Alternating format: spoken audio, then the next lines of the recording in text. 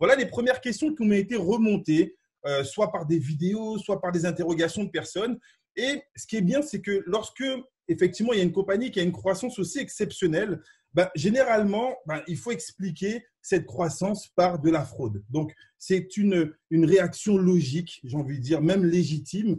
Et donc, c'est important. Ce qui est dommageable, entre guillemets, c'est lorsque certaines personnes, pour justifier leurs craintes, vont inventer des histoires de toutes pièces de manière à pouvoir effectivement, j'ai envie de dire, convaincre les gens que faites-moi confiance, c'est faux. Donc, on va prendre un certain nombre d'éléments qui nous ont été remontés de manière à pouvoir faire notre propre analyse aussi.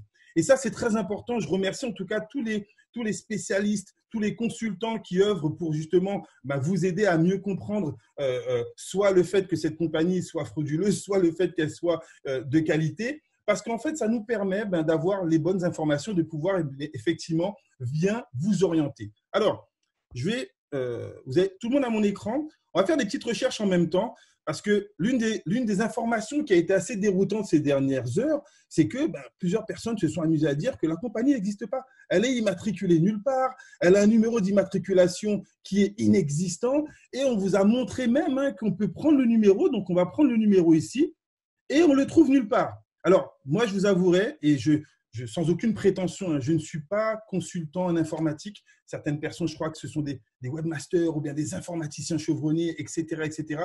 Ce n'est pas mon domaine. Donc, moi, quand je ne connais pas ce que je fais, je vais directement sur Google, d'accord, et on va voir si ce numéro existe. Donc, ça, je vous invite à faire la même chose. On va faire ensemble les mêmes démarches. Et donc, toutes les personnes qui vous disent « cette compagnie n'existe pas », on va aller voir si son numéro d'immatriculation il existe. On va taper dans Google, on fait juste un copier-coller, d'accord? Et quand on envoie, tiens, bizarrement, notre CIF, c'est-à-dire certificat, d'accord, d'immatriculation financière, il est présent.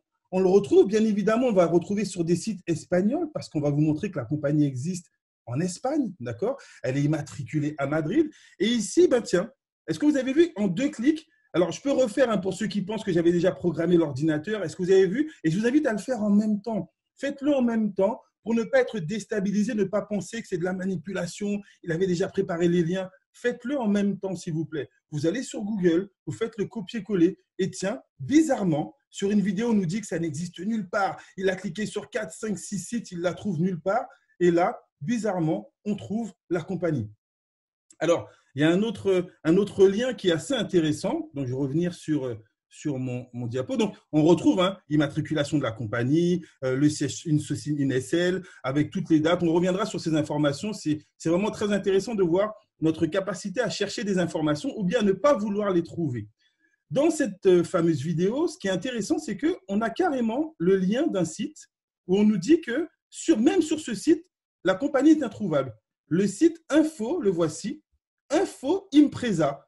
Donc, regardez, là encore, c'est bizarre. On se demande, est-ce que ce n'est pas de la manipulation d'informations? Sur le site Info Impresa, on est dit, regardez, c'est une société qui est inscrite en Espagne. On ne la trouve même pas dans les registres espagnols. Et pourtant, vous cliquez sur le lien Info Impresa et on trouve la compagnie. Elle est active. Elle a la même adresse qu'on a vu tout à l'heure. Waouh, c'est magique. Finalement, ça devient magique. OK? Donc ça, c'était un deuxième point qui pour moi était intéressant. Un troisième point, regardez, les dirigeants. Et là encore, si on veut vraiment faire une recherche, on va retourner sur Info Impresa. D'accord? On va enlever notre recherche parce que peut-être on peut penser que c'est quelque chose qui a été programmé. Donc, on va sur la page d'accueil. Voilà la page d'accueil d'Info Impresa, les compagnies enregistrées en Espagne. On veut avoir des informations sur les dirigeants, on peut taper ici Jonas, Eric, Werner. Et là encore, c'est magique. Il est reconnu dans le fichier, c'est le premier qui apparaît. Vous cliquez dessus et tiens, on vous dit que c'est le dirigeant de la compagnie Impact Crowd Technology. Waouh, ça fait quand même 3 informations. Vous regardez une vidéo et effectivement, tout le monde s'affole. Waouh, il a dit que la compagnie n'existe pas. C'est un webmaster, c'est un informaticien, il connaît tout plus que tout le monde. Et là, en 3 clics, les 3 premières informations qu'il donne sont totalement erronées.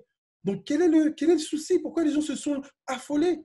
Vous allez sur Facebook, vous tapez sur Facebook, Johann Stallel Vollenstein. Allez, on va le faire. On va essayer de voir un maximum d'informations pour que vous soyez à l'aise. Les informations, quand on veut les trouver, on les trouve. Quand on veut critiquer ou bien quand on veut nuire, on peut faire des vidéos montage sans aucun problème. Mais moi, je vous demande de faire les recherches en même temps. Comme ça, on est sûr qu'il n'y a pas de montage. En 3 clics, les 3 premières informations qu'il donne sur sa vidéo, disant que la compagnie n'existe pas, donc c'est un scam, on les a directement, juste 3 clics. Et moi, je ne suis pas informaticien, moi, je ne suis pas webmaster, moi, je ne fais pas des montages vidéo ni quoi que ce soit. Okay. Là, on peut taper Johan Staël Follenstein. Vous allez sur Facebook et vous avez l'une des plus grosses fortunes mondiales, le voici, qui vous parle de sa compagnie. Waouh, c'est impressionnant quand même. Vous tapez son nom sur Wikipédia, il est exposé médiatiquement. Combien de PDG de compagnies d'MLM vous voyez s'exposer? Alors, combien de PDG qui ont déjà fait fortune avant, hein, ok, et qui sont là en exposition médiatique sur Facebook, sur Wikipédia et sur autres. Allez, on continue. On continue parce que cette vidéo a été super intéressante. Maintenant, on est allé sur le site Impact Crowd et on nous parle de la photo du bureau. Alors là encore, j'ai beaucoup rigolé hier soir parce que selon cet informaticien, selon ce technicien, lorsque vous allez sur le site, alors, je ne comprends pas beaucoup l'anglais, d'accord? Je vous avouerai que je ne suis pas bilingue.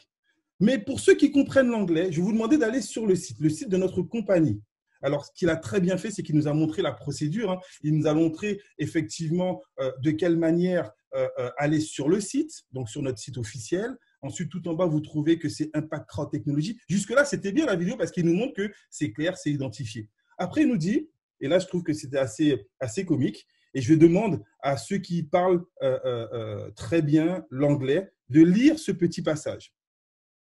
Je l'ai lu une fois, j'ai demandé à un bilingue de le lire une deuxième fois. J'ai même fait un Google Traduction. À aucun moment, je n'ai vu écrit que la photo qui était là était la photo de notre bureau. Alors, je ne sais pas pourquoi il s'est énervé en disant que c'est une photomontage. Il nous a montré parce que lui, il a des prédispositions à faire des photomontages. Il sait reconnaître. Moi, je ne sais pas du tout reconnaître une photo Photoshop. Mais par contre, je sais lire. Et à aucun moment dans le texte, à aucun moment dans le site, on vous explique que cette photo, c'est la photo du bureau. Donc, pourquoi devoir justifier? Alors, c'est comme si vous me disiez, donc cette femme, c'est la femme de la photo qui est là, c'est la femme qui travaille au bureau, ou bien le building qui est derrière. Ça sous-entendrait qu'on est en train de dire que ce building, c'est le building de Crowd1? Bien sûr que non. Sur tous les sites, il y a des photos qui s'achètent dans des banques de photos et qu'on peut effectivement mettre à sa sauce. Alors, je ne sais pas si… Est-ce que vous me suivez jusque-là? Vous arrivez à me suivre? On peut aller dans n'importe où. Ça veut dire que toutes les photos qui sont sur le site, ça veut dire que ce sont les clients de Crowd1. Mais qui a dit ça? Qui a dit que la photo, c'est la photo du bureau? On a, nous, des leaders qui se sont déplacés aux Philippines voir les bureaux de la compagnie aux Philippines. Nous, on est partis en Suède voir les bureaux de la compagnie en Suède. On est même parti en Afrique du Sud voir les bureaux Crowd1 dans l'une des plus grosses tours, les plus reconnues à Johannesburg, la tour Regus. Vous tapez Regus et vous verrez qu'on a un bureau dans l'une des plus grosses tours de l'Afrique du Sud. Mais là, encore une fois, un intellectuel, un informaticien décide qu'on a menti sur la photo, sur le back-office. Bon, là, on peut encore passer. Ça fait quatre éléments. Hein. Est-ce qu'on continue? On continue sur les autres parce qu'il a mis une dizaine d'éléments, mais tous aussi farfelus les uns que les autres, juste pour prouver que ce qu'il disait pourrait être vrai. Allez, on continue. Là, il y a une autre information qui m'a tué. L'information LinkedIn. Alors, allons parler de LinkedIn. Moi, j'ai un compte LinkedIn. OK? Et là, il nous sort une information sortie de nulle part que la compagnie dit qu'elle a entre 12 et 20 employés, mais que sur LinkedIn, regardez, sur LinkedIn, il n'y a que 8 employés. Alors, juste une question, excusez-moi. Qui a défini que LinkedIn était une base de référencement obligatoire pour les compagnies? Allô, est-ce que vous êtes toujours là? Qui a défini que LinkedIn était la base de référencement obligatoire pour les compagnies? Mais alors là, c'était la meilleure blague. Mais le pire, c'est que lui, dans sa vidéo, il nous dit que effectivement, vous devez lire les petits alinéas, c'est très important. Lui, il a lu tous les petits alinéas. Mais si on lisait tous les petits alinéas, on aurait cliqué sur « À propos » dans LinkedIn. Et si LinkedIn est ta référence, qu'est-ce que vous voyez marqué ici? Taille de l'entreprise. S'il vous plaît, qu'est-ce que vous voyez marqué? Parce qu'un côté, tu ne peux pas prendre LinkedIn comme ta référence pour dire que la compagnie ment et ne pas utiliser toutes les informations de LinkedIn. Qu'est-ce que vous voyez sur la taille de l'entreprise? 11 à 50 employés.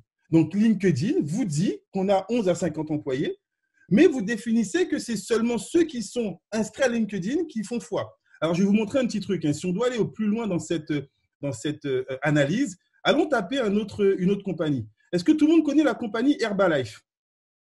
Un petit retour sur le chat. Est-ce que vous connaissez la compagnie Herbalife? Oui? Regardez, si on clique Herbalife, regardez ce que Herbalife nous dit. Waouh! 9000 employés chez Herbalife. Allons voir les 9000 employés. Ça, c'est intéressant. Allons voir les 9000 employés. Regardez le premier employé. Coach en bien-être. Il est employé de quoi? Il est juste VDI. Regardez celui-là. Chauffeur-livreur. OK? Lui, il est coach en bien-être Herbalife. Et là, on a que des auto-entrepreneurs comme nous. Donc, ça veut dire que si demain, je vous demande à tous de vous inscrire chez LinkedIn et de dire que vous êtes employé chez Crowd1, ça sous-entend que Crowd1 aura 3 millions d'employés. Mais réfléchissez. Réfléchissons avant de s'emporter, avant d'avoir peur. J'ai reçu 70 fois cette vidéo en 2 heures. Waouh, c'est lui, il a trouvé le poteau marron. C'est même plus le poteau rose. Là, c'est le poteau marron. OK? Et effectivement, il a tout dit. Il a tout dit. Et pourtant, ça fait 5 clics. En 5 clics, un petit retour. Est-ce que vous trouvez que mes informations sont cohérentes, sont manipulées, sont erronées? J'ai envie que vous compreniez que certaines informations, on peut les trouver simplement. D'accord? Pas besoin effectivement de vouloir… on peut ne pas être d'accord. Moi, encore une fois, on peut ne pas être intéressé par le concept, on peut ne pas être d'accord. Pourquoi être aussi critique? Et pourquoi inventer de fausses informations? C'est surtout le fait d'inventer les fausses informations qui est assez particulier. Allez, on continue. Là encore, une autre information très puissante. Il nous a démontré par A plus B que la compagnie n'appartenait pas aux dirigeants. Alors, là encore, je fais appel à votre réflexion. Connaissez-vous ce qu'on appelle un nom de domaine? Donc, il nous a référencé, il est parti sur une société, c'est sa référence, Whois. Alors, on va aller sur Whois également. Et il a tapé effectivement que Crowd1 n'était pas propriétaire, du moins que nos dirigeants n'étaient pas propriétaires du nom de domaine. Est-ce que tout le monde sait ce qu'on appelle un nom de domaine? Alors, je vais vous montrer quelque chose. Pour ceux qui me connaissent, j'ai lancé ma marque de développement personnel qui s'appelle Biggest in My Mind. D'accord? J'ai lancé c'est un concept. Vous allez me trouver sur Instagram. Je vais faire ma pub comme lui. Si vous voulez mes motivations, retrouvez-moi sur Instagram, biggestinmymind.com. OK? Vous allez sur Biggest in My Mind. OK? Ça, c'est très important. Alors, vous allez sur Biggest in My Mind et c'est moi qui ai lancé ma marque. J'ai acheté le nom de domaine, sauf que si vous tapez Biggest in My Mind, le voici, sur Whois, qui est le propriétaire de Biggest in My Mind? Qu'est-ce que vous voyez marqué? GoDaddy.com. Bah oui, c'est pas Jean-Michel Sidebé que vous verrez marqué, parce que je suis passé par GoDaddy et c'est eux qui détiennent sur leur site mon nom de domaine. Mais je peux vous montrer les factures de GoDaddy. Est-ce que ça signifie que ce n'est pas ma société? Est-ce que ça signifie que ce n'est pas mon nom de domaine? Vous voyez, ce sont des informations qui sont tellement simples et vérifiables, mais on va aller encore plus loin. Parce qu'un nom de domaine ne définit pas qui est le propriétaire de l'entreprise. Et je vais vous montrer quelque chose. C'est une petite recherche que j'ai faite qui est assez cocasse. Regardez, alors on va chercher ce lien. Est-ce que ça va jusque-là? Vous me suivez? J'espère que mes informations, elles sont simples à comprendre et simples à vérifier. Vous savez, c'est le plus important. La confiance n'exclut pas le contrôle. Donc, ce moi, j'aime dans ce genre de dynamique, c'est que ça vous oblige à aller chercher les bonnes informations pour contrôler et pour vous-même savoir si vous avez envie de suivre ou pas. Malgré les informations que je vous donne, vous encore, vous êtes libre d'être intéressé ou pas. Aucun problème. Certaines peuvent décider que non, moi, les informations que j'ai reçues, j'estime que c'est une arnaque et auquel cas, protégez-vous. Ne dépensez pas 99 €. C'est important que vous puissiez avoir les bonnes informations. Alors, regardez, en parlant de Whois, en parlant de nom de domaine, regardez cette histoire pour ceux qui ne le savent pas. En 2000, j'ai juste une petite histoire que j'ai retrouvée pour vous.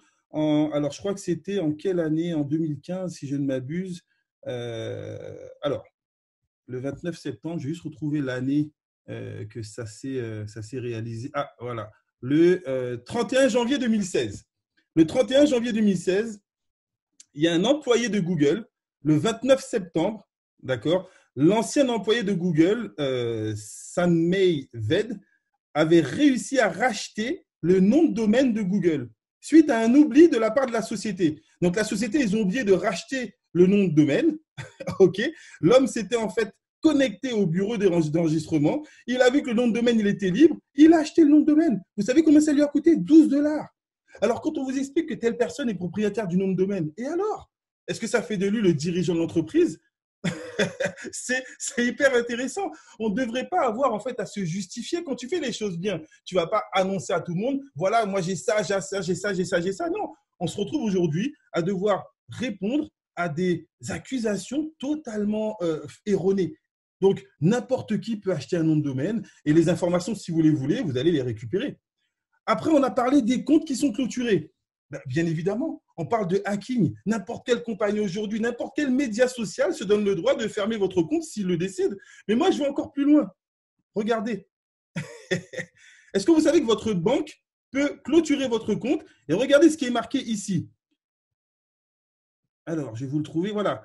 Bref, votre compte est une source de frais pour la banque et si vous ne rapportez rien ou pas assez, mais n'oubliez pas que la raison de fermeture du compte ne vous sera qu'exceptionnellement donnée. Rien ne l'oblige légalement à vous communiquer. C'est-à-dire que votre compte en banque peut effectivement être fermé et ça, encore une fois, sans votre accord, oui, votre compte en banque. Renseignez-vous auprès de votre banque. Mais pire, sans votre accord, mais surtout, sans qu'on vous donne la raison. Alors, si votre compte, votre banque peut le faire, pourquoi les réseaux sociaux ne pourraient pas le faire?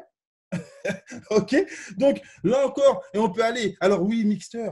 Ouais, je suis allé sur la plateforme Mixter, mais je fais des conférences sur le concept crowdfunding depuis le mois de novembre. Et depuis le mois de novembre, on explique que la plateforme Mixter va sortir en fin d'année. Donc, quand tu vas sur la plateforme Mixter en disant que c'est une arnaque parce qu'il n'y a rien sur cette page, quel est l'objectif?